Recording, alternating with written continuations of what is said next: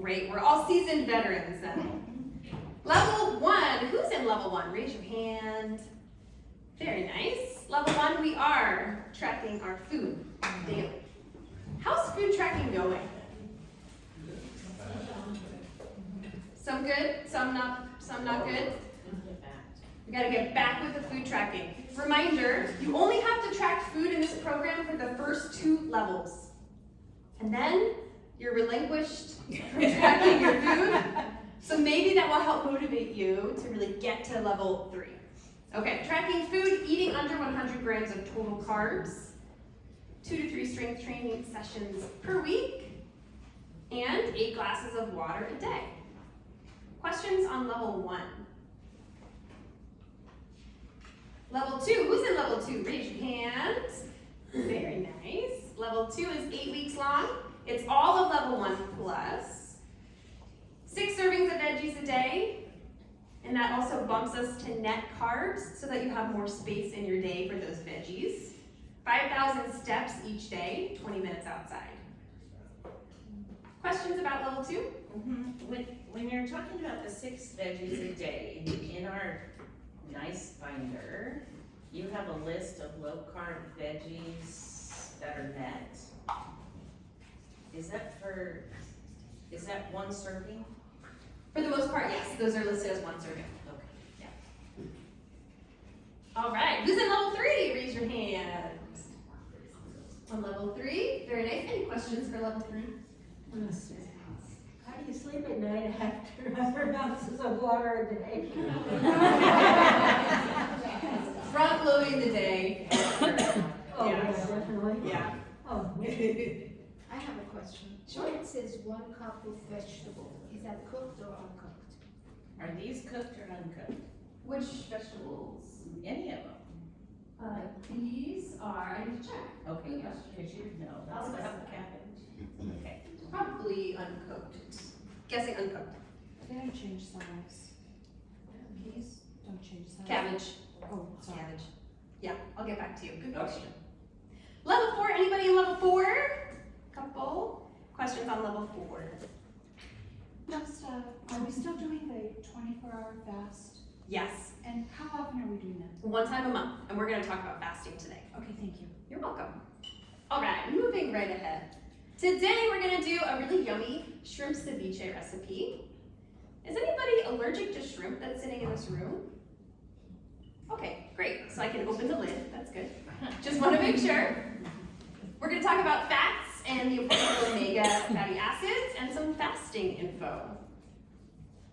But before we do, in small groups no larger than 4 people, tell your group your name, introduce yourself, and what you like about seafood or what you hate about it, and your favorite seafood dish. What do you like to cook with seafood? All right, here we go. 5 minutes.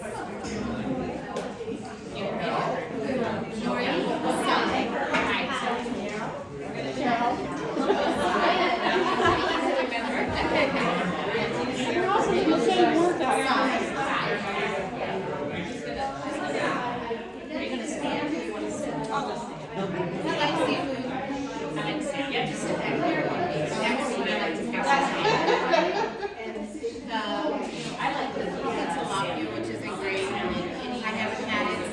I get one you go. It's my favorite.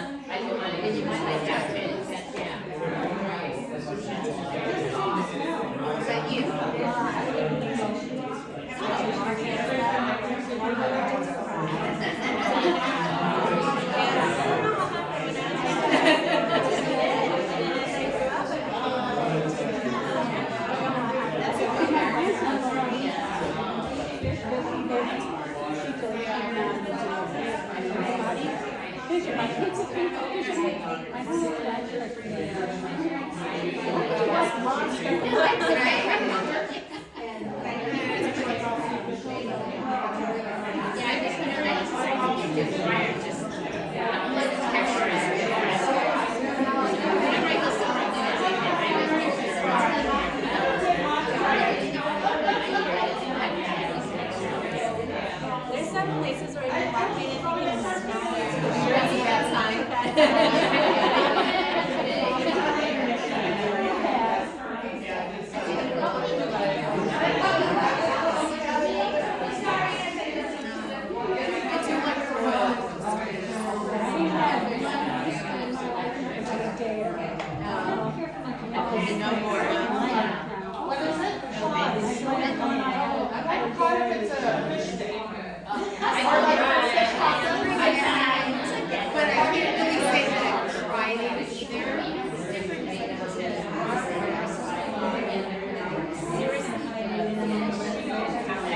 Alright, let's continue.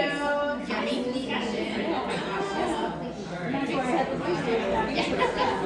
Turn yourselves around.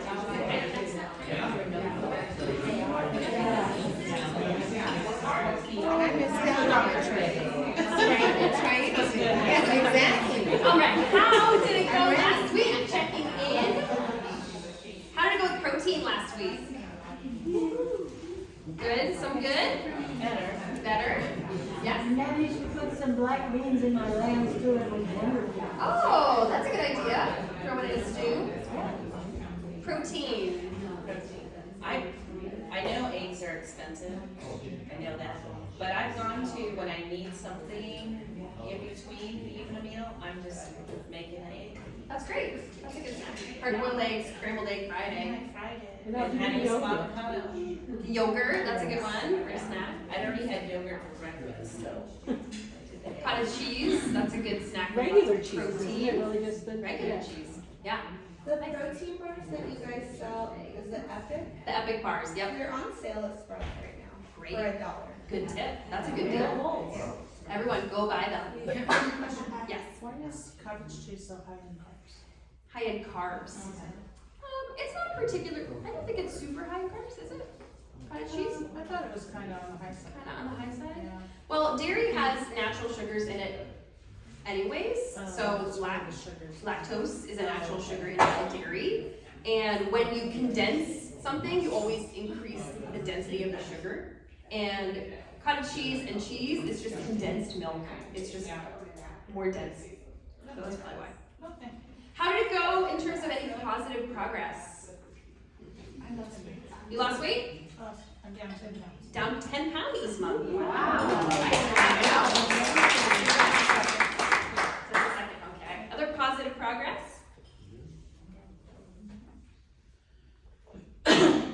How's energy? How are your energy levels? More energy? Good. Casey, I'm finding I was having, like inflammation after, during the, like recovery day after a good workout, I would get a little bit too much other inflammation. Yeah. It's not happening at all now. That's And great. even my recovery is, it's better. That's great. So that's good. Good to notice too. Yeah. That's a big indicator of positive progress, especially if you're getting your protein in. That could have been a big part of that. How about measurement changes? Sherman, you have something? I took your advice on getting some protein early, because I would always go to the gym without eating anything, because I just didn't want to eat that early. But I kind of slowed down like a half protein shake, just so I got a little bit of protein in before and after. Which was good. It felt good? Yep. Thanks. Anyone else try that? I did, I started having yogurt before I go, so I get nice little light.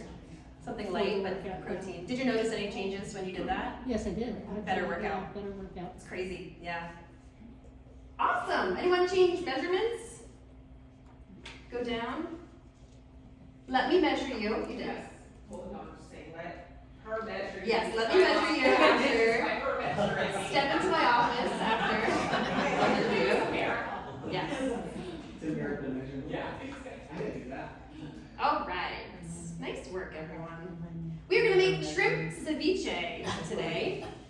It's cold and sometimes rainy, but we're willing the summer to come back with our shrimp ceviche recipe this week.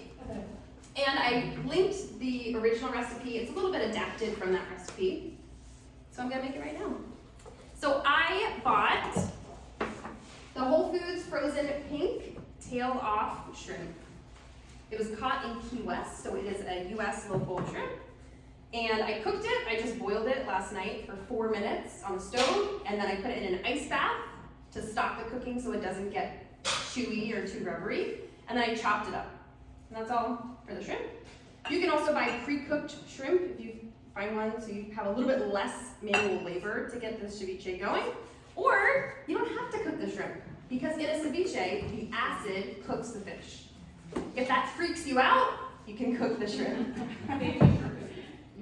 So I'm gonna do my shrimp in here. I pre-juice, these are fresh lemons from the backyard, and limes, all mixed together, lemons and limes. And you don't need as much of the acid if you aren't cooking your fish in it. So I'm gonna use less than what the recipe calls for. It still gives it a really nice kick. So the recipe is for raw. For raw, yep. And if you're gonna substitute with the cooked, use less of the citrus juice. Great. And normally, if you were letting your fish cook, you would just add in the lemon and lime juice, put it in the fridge for 30 minutes to an hour and let it cook. And then to that, I'm gonna add some onion, just taking a little bit out for the side. So I pre-chopped my red onion, a lot of it. And I'm gonna add about, maybe almost like a half a cup for this serving. I cut everything really small because they're samples, so I want you to get a lot of flavor in one bite. But if you're making it for a party, you don't have to cut everything so tiny. I'm gonna do cucumber, this is 2 cucumbers worth, so I'm gonna do half, so I'll do a whole cucumber. Nice and fresh. And then we're gonna do cilantro. Pre-washed my cilantro, just gonna give it a haircut and trim it down. I always keep cilantro in the fridge just like that, in a cup. And you can even cover the top with the plastic bag that it came with, or with some other type of bag. And it lasts a really long time. If you just throw a handful of fresh herbs onto something, your eggs or, omelet or salad or any type of cooked vegetable or protein, it adds a big nutritious punch. And I'm gonna chop this up. Who makes ceviches at home? Oh, it's a new one. Okay, cool. I like it. All of these flavors would also be delicious cooked. So if you don't want a cold type of salad, you could just cook it. Just throw it, warm it up in the skillet. Maybe I would replace the cucumber with a red pepper, because cucumber can get a little weird. But otherwise, it would still be delicious. With a zucchini. Zucchini? Yeah, that would be great. Good idea. Cilantro going in. You can also, if you put tomato juice or tomatoes in there, in the summertime, put big chunks of cooked shrimp, is Mexican shrimp cocktail. With chunks of avocado, cucumber, Ooh. red onion. That sounds great. Cilantro is delicious. Yeah, this very one- refreshing. Most ceviches have a tomato element. This one doesn't. It's a green ceviche. So if you don't love tomato, this is a good one for you. But you can add whatever you want to it. So whatever vegetables you have in the fridge or on hand, as long as they're tender and you can eat them raw, they can go in. I have my local avocado that I got from upstairs, and we have a bunch of ripe avocados right now, so buy them. There's a little bit of paper still in here, so I'm just getting that out. Is that from Rancho Vasquez? Rancho Vasquez, local. So if you want conflict-free avocados, this is the place to buy them, which I never thought would be a concern, but it is. So I'm just cubing my avocado very carefully. The skins are very thin on this avocado, and I've heard of many horror stories of this turning bad, so be careful. I have a question. The avocado industry would like you to not do that. Oh, really? Yeah, they've actually put out things. Oh, don't cut it like this? Yeah, not in your hands. Oh, because. Put it out and then cut it. Okay, well- Just because people do cut themselves. Don't do this. You just have to be careful. We're too far in. We can't turn back. Why does a green skin avocado have more calories than the black skin avocado? It does. Yes, Maybe it's it a higher does. fat. It must be higher fat. I didn't know that. So yeah, if you look in Chronometer, it's a big difference. Interesting. I didn't know that. Okay. All right, so I'm throwing the avocado in. Could be a different size too. Could be a different size, but if you track it by the ounce, then that shouldn't make a difference. But maybe if you track it by like a quarter of a whole avocado and it's a different size avocado, that could be it. Ooh. Don't want to get the skin in there. This is always the messiest part of any recipe, is the avocado, but it's worth it. All right. Getting all that in. So this would make a good meal on its own. If you put it atop like a bed of lettuce, you could put it with some beans. I'm gonna serve it with some of these siete chips that are based on cassava, and they have all healthy oils. And this is the dip version, so it's a sturdier chip than the other siete chips. Oh, they have Stick it it to the- Albertsons now. Yeah. They have them at Albertsons. Great. I love to hear that. Okay, salt. There's no green. I'm gonna salt this, and we always check for salt before we serve it too. Celtic sea salt. Next week we're gonna talk all about salt. It's gonna be a good one. And I'm gonna toss it. I think that's all my ingredients. Last week on Wednesday I forgot the parsley when I made the recipe. Serrano chili is optional. We're not gonna do the chili, but I think that would be a delicious addition. Any kind of chili that you like. You could also add a drizzle of olive oil into this if you like. Add a little more fat. Alright, smelling good. Any questions? I'm gonna let it sit for a bit. Nobody saw that. Nobody saw that. Okay. Second rule. Great. And I'll serve that a little bit later. We'll let it all gel together. Anybody not want a sample when it comes around? Okay. Nutrition facts. As a single item, it's pretty low in calorie. I would definitely pair this with something else to make it a full meal. It is very low in carbohydrates. Only 7 net grams of carbohydrates for a serving of this. Really high in protein. Look at that protein content. And where do you think the vitamin C is coming from in this? Lemon and lime juice, yes. What would a serving be? I'm sorry, did you say that? So the whole recipe as written is a pound of shrimp, Okay.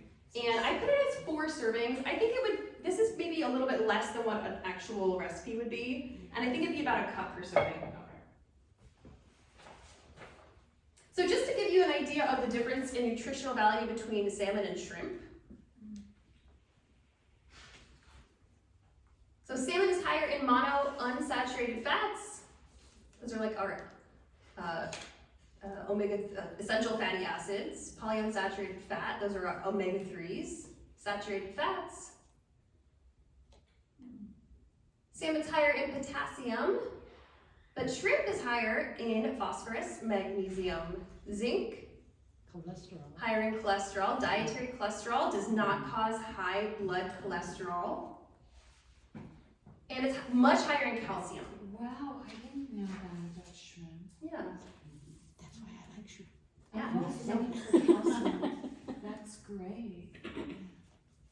You could make this recipe with any kind of fish too, if you like it with fish. Okay, so let's talk about sourcing fish and seafood. The number one thing when you're sourcing fish is to try your best to get it from in the US. Sourced and packaged in the US. Depending on the fish, that might not always be possible. But because we don't know how strict or lax regulations are in other countries, if you buy fish that's sourced from Chile or Argentina, for example, they may not be as careful with their microplastics or as careful with the way that they're farming their fish or careful with how they're trawling the ocean floor and destroying ocean habitats. So the easiest way to make sure that you are sourcing ethically and with high quality seafood is to just try your best to buy local seafood coming from this country. Another way is to use the store rating systems. Whole Foods is probably the best example of this. They were the first ones to develop a seafood sourcing system, a rating scale. And so when you go to the counter at a Whole Foods, you'll see there's numbers and color coding system. And so you know exactly what you're buying. You know if you're buying kind of a lower quality seafood or a higher quality seafood. So that, they make it really easy for you. If you can't afford good quality fresh fish, you might be able to afford high quality canned and frozen fish. That could be a good alternative. And it keeps, so you just throw it in the freezer, keep it in your pantry. I love to do a really fast, like puttanesca for dinner sometimes with a canned or a jar of red sauce and high quality canned tuna, and you just throw it together with some capers and some, not pasta probably, but something like pasta, and it's a really fast dinner that's really rich in omegas. For the tuna, does it matter if it says like line caught, and then are we concerned about mercury levels? Great question. How much tuna should we be eating? Yes, we're gonna talk about that. Okay. Really good questions. Farmed fish is our future. Likely, the majority of fish that we will be eating in the next 10, 20 years is gonna be farmed because there's major issues with the way that we're fishing our oceans and other waterways. Right now, it's hard to know whether your farmed fish is good quality or not. There's lots of bad farming practices in the way that we farm fish, and there's lots of really good farming practices. So if you're buying farmed fish, again, try and get it from a store that's really transparent about its practices. You can get high quality, safe farmed fish at like a Sprouts or a Whole Foods or a higher end market. But if you get a generic value pack farmed frozen fish from a store that you don't know or trust, it's probably gonna be full of mercury. The fish are mistreated, they're overcrowded, they're being fed chicken feathers and chicken poop and other fish. So you don't wanna eat that stuff. It's not even food, it's just labeled as food. So really, I cannot stress enough to avoid the low quality farmed fish. There is a really great resource called seafoodwatch.org, and they have this gigantic database of every fish, where it comes from, how it's farmed, and I encourage you to check it out. I've linked it here so you can see it. So they also give you buying guides. So this is the salmon buying guide from seafoodwatch.org. Good rule of thumb is to buy U.S. wild-caught salmon. Only a little bit of that source should be avoided. So that's a pretty good safe bet. Canadian wild salmon, except if it's labeled as Chinook or coho salmon. And every time you buy a piece of fish, it should be labeled with where it was caught. Usually they'll have a little, a small wording on the back that says, see package for origin. And then the origin will be pressed onto the plastic. It's because it might change. So it'll just say, see label for origin. So you have to search for it. If the salmon is farmed, buy Chinook salmon farmed in New Zealand, buy Atlantic salmon farmed in Maine, buy farmed salmon certified by the Aquaculture Stewardship Council. So really explicit details on any kind of fish. If you're someone that eats scallops all the time, I would encourage you, come to the slides on Saturday, click the link, and look up scallops and say, okay, what kind of scallops should I buy? The thing that you're buying the most is what you should really hone in on. A lot of us, I think that's salmon. So that's why I picked out salmon. Do you know about the wild caught salmon from Costco that's frozen? I don't know about that one specifically, but you can look at it. Yeah. It's in my freezer, so I'll look. Okay, yeah, let me know. Maybe you off the top of your head. Mercury is a really big problem. Does anyone know why our fish and our seafood has mercury in it? It's coming from whatever they're eating in the ocean. It's coming from their eating, yes. But it's coming from coal production, primarily, like runoff. It's our fault that our fish are full of mercury. I had something, good point I wanted to make to you guys. Yes, the United States the main source is our coal-fueled power plant emissions. And big fish are more dangerous than small fish in terms of mercury content because big fish eat little fish, who eat littler fish, and so it compounds. So we really want to avoid large fish. Safe amounts of seafood to eat each week that are low or moderate mercury fish or seafood, 12 to 16 ounces a week. That's a safe, and you should be eating that much. It's not one of those things that's like, avoid this because of mercury. We still really want to have fish and seafood in the diet. It's so healthy for us.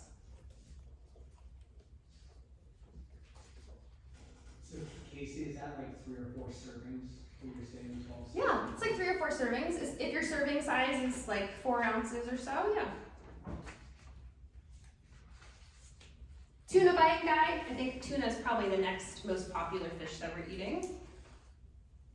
Canned tuna, if it's pole caught, pole and line caught, troll caught, FAD free school, and school caught.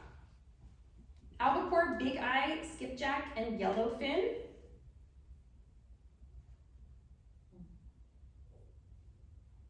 And avoid all bluefin tuna species. They are not safe to eat. Avoid big eye caught by U.S. fisheries in the Atlantic Ocean with drifting. I don't think they'll say on the package how it was caught, so that's not as helpful, but good to know. So is this shocking to anyone that it's like so specific what we're trying to avoid? Why bluefin tuna? It's so big. Okay. So these avoids are because of, Farming practices, mercury content, microplastic content. and fishing practices. Sometimes it's like human rights violations in the farming practices, so it's a big myriad of reasons. Okay, so the best fish options, if you were just to boil this down, wild caught Alaskan salmon is pretty safe. Pacific sardines are very safe. They're little fish, so they're really low in mercuries. They haven't had a chance to eat that many things, so they're pretty safe.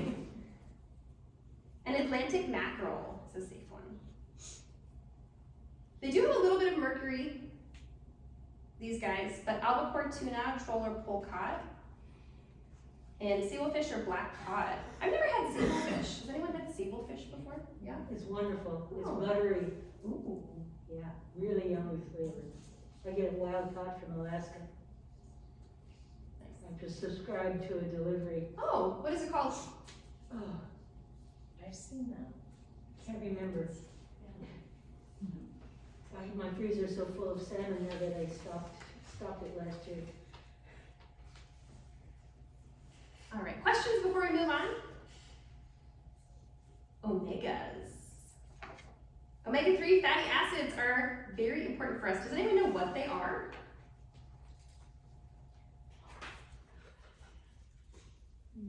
Is it vitamin A?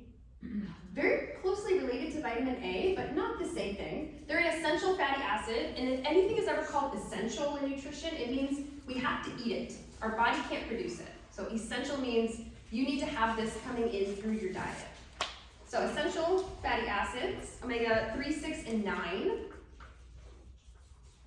And traditionally the ratio of omega-3 to 6 has been it should be about 3 to 1 omega-6 to omega-3. So 3 times omega-6s that we have omega-3s. But in today's age, our ratio is more like 25 to 1 omega-6 to omega-3. We're totally skewed heavily in favor of omega-6s. And that's actually a big problem, especially for people who have inflammation, joint pain, any cognitive issues, anyone who's healing from an injury. Because omega-6s, essentially you can think of them as they turn on the gas pedal for everything in the body. They're not bad for us, we need them, but if you have too much omega-6, it's turning on the gas for everything, including inflammation. Omega-3s you can think of as like the brake pedal. They're slowing things down. And if you're already struggling with any kind of inflammation, omega-3s will help slow that down. So omega-3s are very important.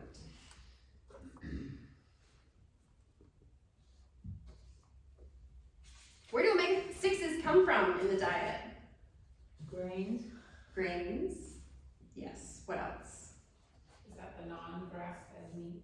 It does. It's higher in our poor sourced, factory farmed animal products. Anything else? Some nuts. Nuts. Some nuts. Canola oil. Oh man. Our processed seed oils are very rich in omega-6s. So how do you incorporate omega-3s into your diet? Grass-fed meat, well-sourced pig, I guess you could say. Yeah, well-sourced animal products. Olive oil. Olive oil, monounsaturated fatty acids. Chia seed. Chia seeds are a good source of omega-3s, yep. Salmon. Salmon. Isn't it flaxseed? Flaxseed has omega-3s, yep.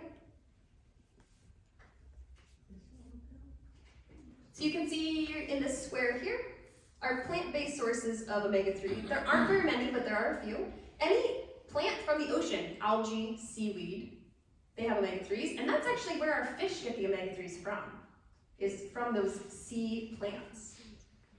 Chia seeds, flaxseed, walnuts, kidney beans, anything with soy, and pumpkin seeds.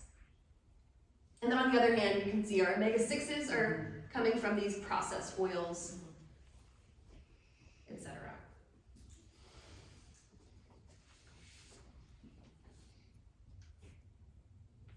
Fish oil, a question I get asked often. Should I take fish oil? What do you think? I notice you guys sell it now. Do you sell it? So then I guess you should say yes. It's always like this, yes, but yes, I bought the oil and it's really good. it's very good. Yeah. So fish oil, it's like anything else. You have to buy the right one from the right source. You can't let it go bad. And you can't let it get hot. It's like all of these buts. So if you're currently taking a fish oil and you bought it at Walgreens or CVS or Kirkland brand, stop taking it. Because it's just like our delicate seed oils. They break down during production, they break down during shipment. Sometimes those poor quality fish oils put canola oil or soybean oil in with the fish oil. So if you don't know the source and you don't trust it, it's better to take no fish oil than it is to take that cheap fish oil. However, if you want to try fish oil for pain, inflammation, brain health, cognitive health, for helping you with your weight loss, helping you feel better, there is a mountain of research about how good quality fish oil can help. So although we don't like supplements at Village, we typically say food should be the 90% to get you there. We can't turn our blind eye to the fact that fish oil could be really helpful for a lot of people. So if you want to try fish oil, we sell it. We are almost sold out, but we have some more coming in. And we're selling it for cheaper than you could buy it at other stores. We make no money on the fish oil. I just want to be able to provide you with a good quality fish oil so that you don't take CVS brand fish oil. How should I store it? In the fridge. What does it taste like? Lemon. We did a staff taste test of many different fish oils. Our back staff office smelled like fish for like a week. Everyone was giving me the side eye. But this is the best tasting one, and it's very dense in its omega-3s. It also is cod liver oil, so you get some of the vitamin D and vitamin A because of that. You just drink it straight? 1 teaspoon is a serving. That little bottle has 50 servings in it. It's just a teaspoon per serving. 1 teaspoon a day. Yes. And you drink just like. It's just a lemon flavor. It's just 1 teaspoon. 1 teaspoon. It's not that bad. Could you just put it on your salad? You could put it on your salad. Okay, well, let's talk about fats. Yeah, it could be the dark chocolate tasting. Yeah. Did you see that article in Consumer Reports? Yes. Oh gosh, we pulled our chocolate off our shelves. We're gonna put out a statement soon. The Alter Eco came out, well, they didn't. They had Consumer Reports tested them and found they had 200% the safe levels of cadmium. And some of the other really good quality chocolates have really high lead. So we pulled our chocolate off the shelves. We're currently trying to source a different distributor. All the Alter Ego, any of their stuff, Yeah. I bought like 12 boxes. Guess I'm going home from my bar. Yeah. Oh, no. The amount of lead and cadmium in a serving size of their chocolate is actually not I mean, it's not good to have any kind of heavy metals into your body, but it's really concerning for young children or the pregnant. So Well, I'm not either of those. if you're not either of those, I would say you can probably finish your chocolate and you don't have to throw it out. But we're gonna provide you with a new quality source. All right, the truth about fat. What fats are bad for our health? Processed. Processed, that's a very good descriptor. But the 3 C's and the 3 S's. Artificial. Artificial fats, yes. Seed oil. Seed oils, hydrogenated. Yeah, you guys know it. What are the 3 S's that are bad for us? Soy. No soy. I always forget that the soy. Yes, sunflower oil, safflower oil, and soy oil, or soybean oil. Yes, what are the 3 C's? Canola. Canola, Corn. corn, Cotton. cottonseed. Yes. Do you have a question, Lita? Sunflower seed itself, is that Safe. okay? Totally safe. Not processed. Just not the pressed version. No, just I She eat eats them the like that. seeds. Yeah. Very good. Yeah, very safe. Anything hydrogenated. If you need a reminder on what those are, you'll find on the kitchen clean out, they're listed. So in your binder on that kitchen clean out page, you don't have to write this down. So we're avoiding those fats specifically because they are the biggest risk for having elevated cholesterol, elevated triglycerides, higher inflammation, pain. They are unstable. You can think of these toxic seed oils as creating little fires in your body. So they're creating little fires of inflammation, and by avoiding them and eating real fats, omega-3s, fish, dairy, eggs, shrimp, you're putting out the fires. Here's our chart that we love to show. Dr. Kate Shanahan wrote this book called Deep Nutrition. That's very good, a little science heavy, but if you're into this and you want to learn more, highly recommend her website and her books. Our good fats over there on the left, all-purpose fats. Caution with heat, that second column here. And that's because they're delicate. These, notice there's omegas in the walnut and the flax. And those omegas have double bonds that are delicate, so when they're processed or heated or pressed, they can break down and become trans fats. So that's why we want to avoid using those with high heat. Limited use in the middle. And those are just refined versions of our safe fats. Refined means more processing steps, more purification, more pressing, more deodorizing, so more chemical trees. And then on the right are avoid.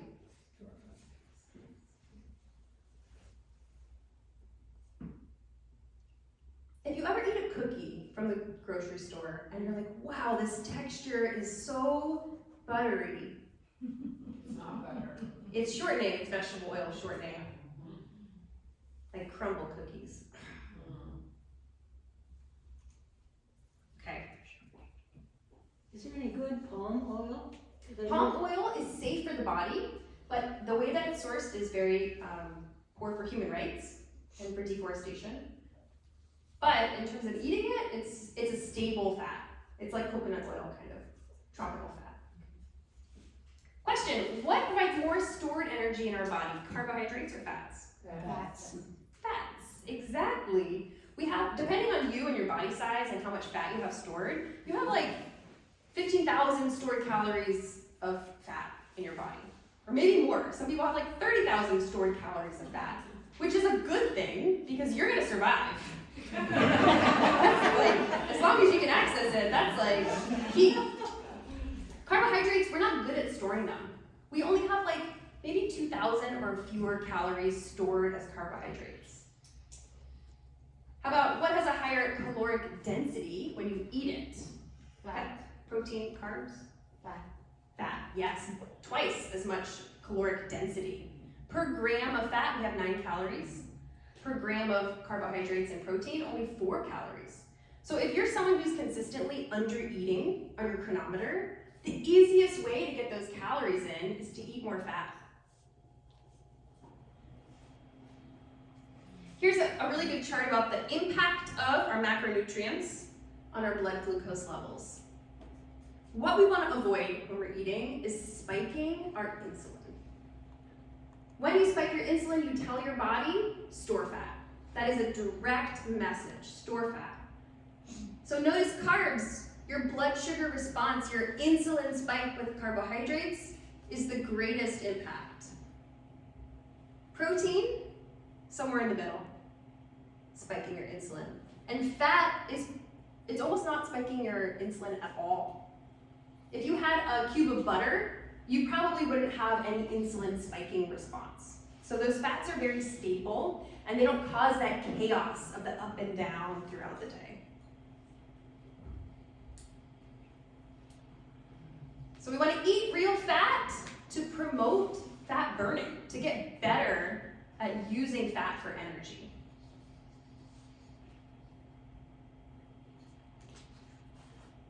Build muscle faster than what?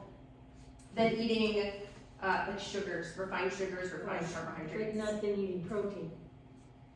Well, you need both, fat and protein. There are lots of nutrients that are fat soluble, or fat soluble vitamins. They can't be absorbed into your body without fat. So if you have a bowl of spinach, plain, with no fat, or maybe a fat-free dressing, you're not absorbing all of the nutrients you could be absorbing if you had it with olive oil, or avocado, or some kind of fat.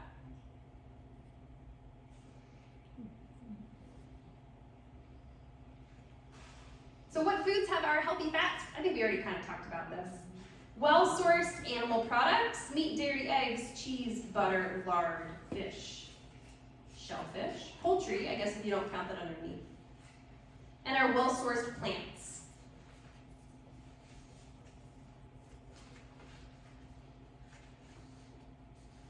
Yay for cacao.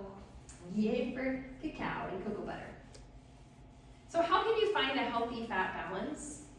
Avoid any product labeled fat-free or low-fat. This is countercultural. If you look at the Harvard website right now, it will say eat plenty of low-fat dairy sources. Sometimes they used to steal their graphic of their healthy eating plate and then rewrite over and put full-fat sources. We gotta eat real food, and real food has fat.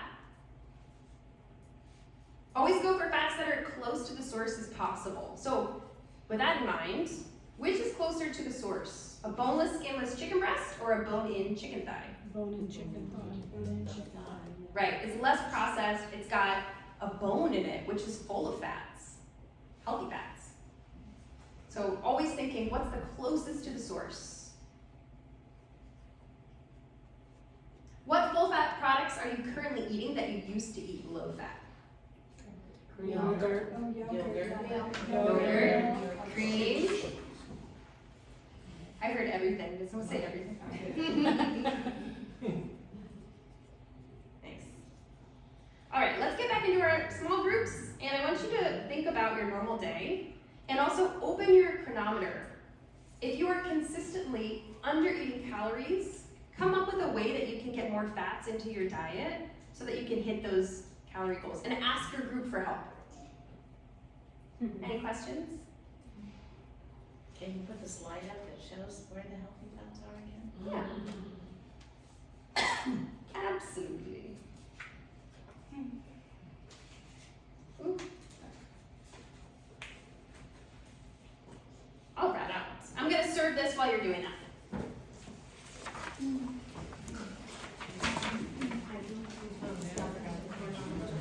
Yeah, what was the question?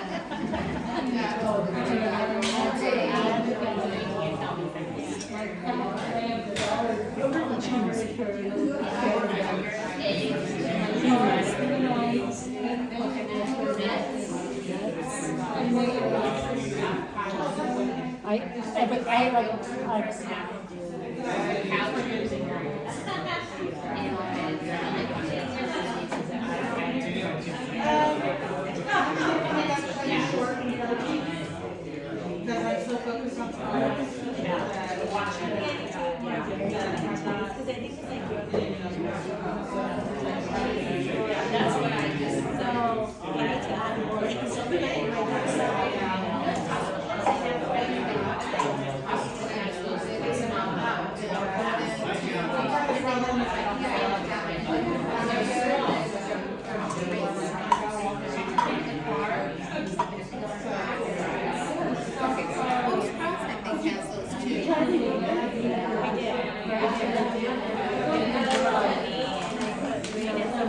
Yeah, I like it, but since I eat it like every day, it's kind of like starting to get tasty. I don't think it's bad. I'm not used to it, you know?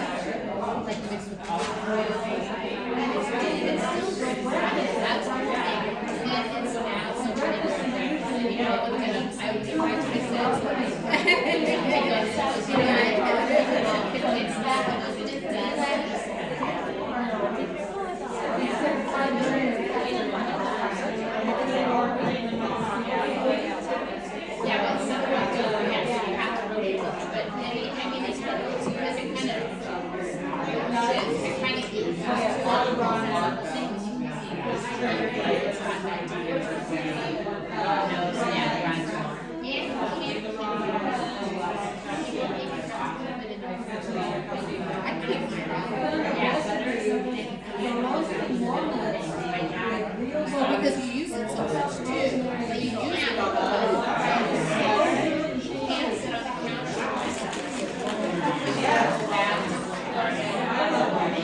That's why they buy them.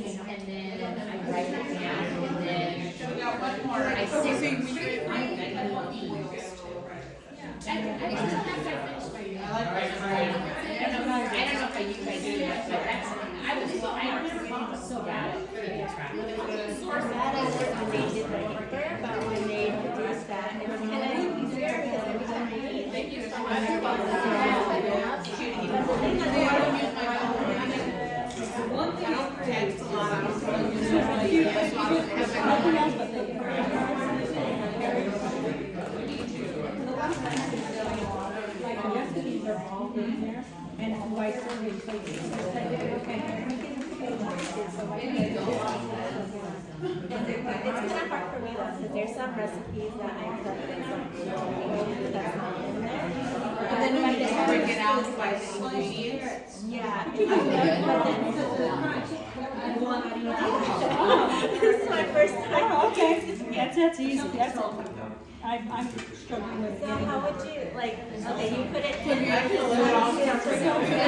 I liked it. And if you do the recipe, then you can put it in there and you just add all your ingredients in there and put it in there. And then do they ask like the serving size and things like that? And then it'll put in like. Sometimes I'm too lazy to put like every single one, so I try to look at something that's similar. Oh, yeah. Yeah, that's perfect, that's what I do too.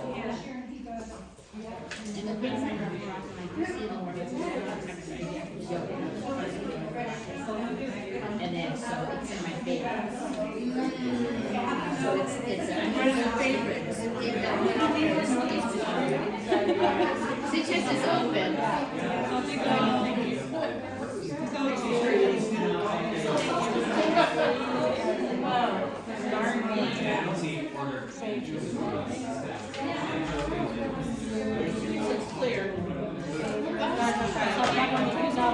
All right, let's bring it back together.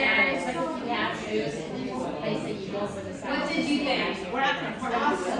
It's good? As always, you don't have to track anything you eat in here. It's a freebie, it's encouraged you come. You don't have to track anything you eat in here. Oh, Yes. you don't need to try. It doesn't count. It's a safe matter. Taste testing. Yes. So this week, fish. Maybe you're still eating beans from last week. Think about your fats and your proteins. I finished that today. If you're in the January reset, is anybody in January reset in here? What does that mean? It's a dinner program. Not okay. The link in the Saturday emails, use that link to set up a 15-minute check-in, 15-minute phone call check-in. Please, the people who set up those check-in phone calls are more successful. We want to talk to you one-on-one, we want to hear from you and how things are going. So don't shy away, set that up, it'll be with me or one of our other nutrition coaches. And have a great week.